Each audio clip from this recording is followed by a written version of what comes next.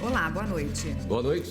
Os ministros do Supremo Tribunal Federal analisam ações que questionam alguns pontos da Lei de Responsabilidade Fiscal. Em um deles, o relator, ministro Alexandre de Moraes, votou a favor de permitir que estados e municípios reduzam temporariamente a jornada de trabalho e o salário de servidores públicos.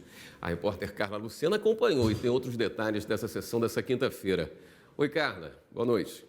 Olá, William. Boa noite para você. Boa noite a todos que nos acompanham no Jornal da Justiça. E exatamente, nós tivemos aí mais um dia de sessão dedicada à análise da Lei de Responsabilidade Fiscal. Lembrando que ontem nós tivemos esse mesmo tema tanto de manhã quanto à tarde durante as sessões plenárias que ocorreram aqui no plenário do Supremo Tribunal Federal. E bom, hoje, de uma forma geral, o que a gente já pode dizer? Que a maior parte dos artigos que foram questionados, lembrando que tínhamos 8 ações em julgamentos aqui no STF, a maior parte dos artigos da Lei de Responsabilidade Fiscal foi considerada constitucional. Os ministros analisaram item a item, porque essa foi uma dinâmica aí apresentada pelo relator das ações, o ministro Alexandre de Moraes. Ele tinha um voto de 140 páginas, ele decidiu ir votando item por item, e por isso que a gente já tem esse balanço geral. Mas 2 pontos ainda ficaram pendentes de análise aí dos ministros. Um tem a ver com a possibilidade do Executivo contingenciar recursos que seriam aí repassados aos poderes Legislativo, Judiciário, Ministério Público e também a Defensoria Pública. Neste caso, o julgamento está empatado em 5-5. Bom, e o outro ponto tem a ver aí com o corte de salário e também a redução de jornada de trabalho de servidores públicos, que também há essa previsão na Lei de Responsabilidade Fiscal. Esse artigo está suspenso desde 2002 e ainda não tivemos um resultado sobre estes 2 pontos. Mas então agora vamos acompanhar na reportagem como foi a sessão de hoje à tarde. A sessão começou com o ministro Luiz Fux empatando em 5-5 o julgamento sobre o trecho da Lei de Responsabilidade Fiscal que permite o Executivo contingenciar recursos aos poderes Legislativo, Judiciário, Ministério Público e Defensoria. A vigência aprovada desse artigo vai conduzir a várias e várias crises institucionais entre o Poder Executivo e o Poder Judiciário.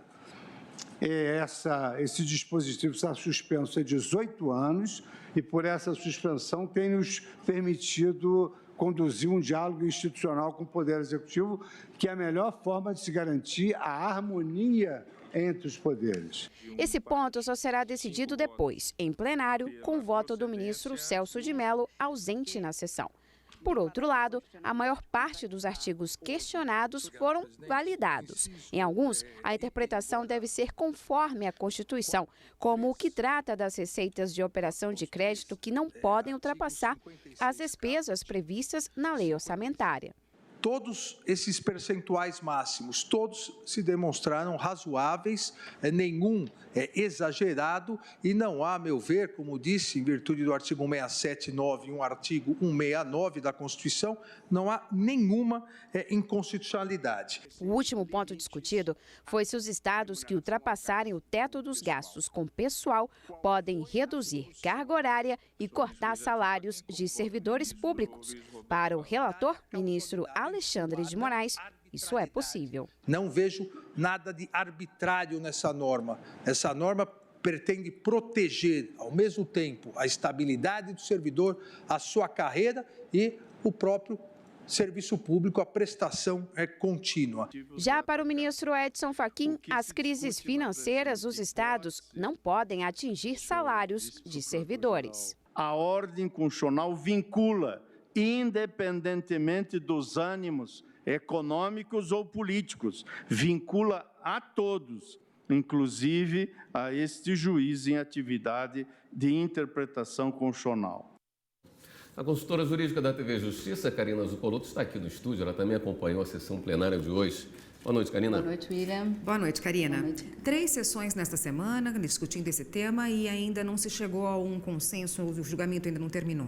Ainda não terminou, isso deve voltar a plenário para discutir, para finalizar a discussão que ontem foi aberta, mas que agora, depois do voto do ministro Luiz Fux, que foi proferido na sessão de hoje, como a Carla disse, empatando o julgamento acerca do artigo 9º, parágrafo 3º, é imprescindível o voto do ministro Celso de Mello, já que é preciso a maioria absoluta, que nós falávamos ontem, 6 votos, ou para declarar a inconstitucionalidade ou para se dar interpretação conforme. Não muito diferente foi o que aconteceu hoje, quando a discussão se tratava justamente da previsão na Lei de Responsabilidade Fiscal de possibilidade de redução de jornada de trabalho com a consequente redução dos vencimentos de servidores públicos, quando os gastos da administração pública for superior àquilo que foi arrecadado. Alguns ministros, seguindo o voto do ministro relator Alexandre de Moraes, entenderam que a medida ela é uma medida proporcional ao que a Constituição determina, porque a Constituição ela vai a um extremo a ponto de prever a possibilidade de exoneração de um servidor estável para reduzir gastos. Isso dentro de um escalonamento que a Constituição prevê.